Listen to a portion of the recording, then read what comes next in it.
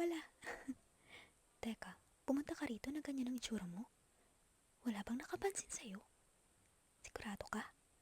Pasok ka, dali, pasok.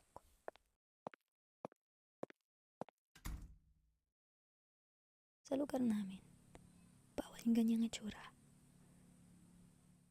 Ganyan. Yung walang kulay ang balat. Kasi para sa amin, malas yun. At kapag malas, naiintindihan mo ba ako? Iri, Iri, nasaan Mama? ka? Kinakausap ka ba dyan? Ba't ka bumubulong-bulong? Wala po. Sigurado ka wala kang kausap? Di ka nakisinungaling sa akin? Di ka pa naman magaling magsinungaling. Alam ko na agad kapag... Meron lang pong ibon na pumasok. Talaga ba? Naayos mo na? Opo, pinalabas ko Yung na mga po. inutos ko sa'yo, naayos mo na din ba? Opo, nagawa ko na po. Ba? Buti naman at may kusa ka na. Sige, pagbibigyan kita, pwede ka na maglaro sa labas. Pero mag-ingat ka ha. Kang agad-agad may pagkaibigan sa mga hindi mo kalala. Dami pa naman paloko-loko ngayon. Si mama yun. Kailangan hindi niya malamang nandito ka. Kasi madali siya magalit. Kapag nalaman niyo nandito ko. Di ba?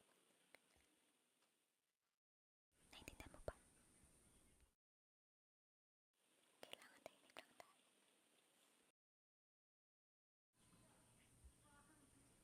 Gusto mo makipaglaro ulit? Akala ko natakot ka sa akin. Kasi ganito ako. Magkaiba tayo. Bago tayo lumabas, papunta sa lagusan, kailangan lagyan ko muna ng kulay ang mukha mo bilang proteksyon at para hindi nila malaman na galing ka sa ibang lugar.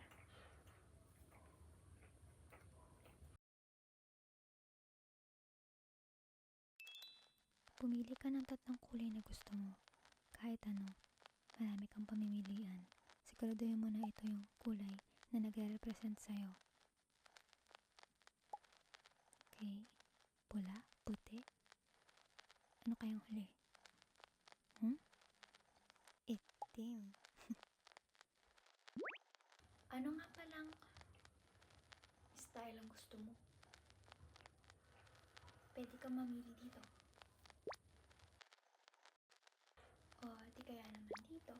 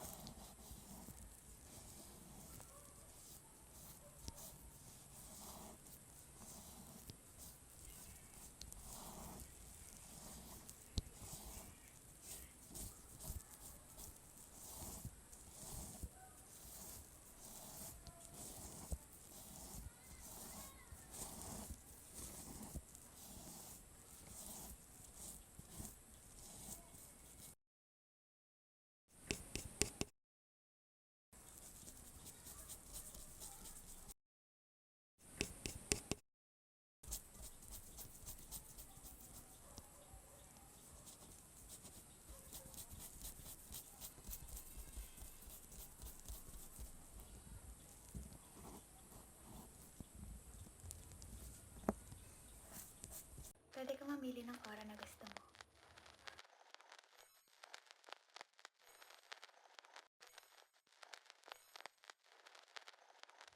Ayaw mo?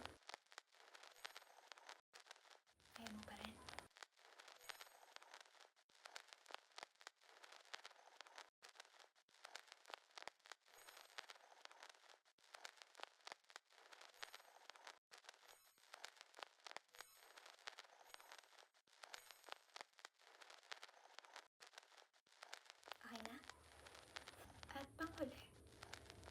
ka rin mamili ng kapangyarihan na gusto mo.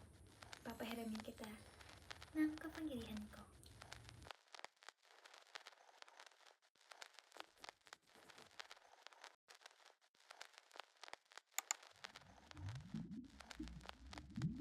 Maganda ang napili mo.